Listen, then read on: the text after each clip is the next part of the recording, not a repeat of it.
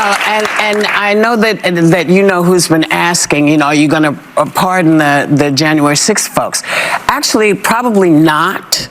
But I kind of feel like I look at the list of folks that who pardoned during the first term. He granted 237 acts of clemency, 143 pardons, and 94 commutations, including Michael Flynn, Roger Stone, Paul Manafort, Charles Kushner, Steve Bannon, George Papadopoulos, Albert Pirro, LOA. Everybody.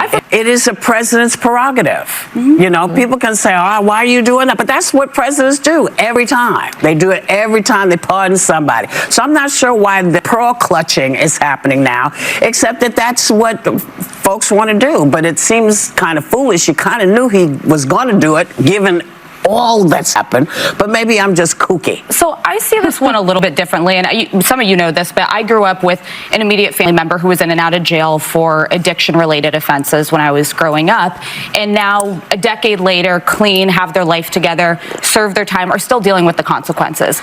Inability to vote at time, paying restitution, working to get your record expunged, not being able to be eligible for certain employment.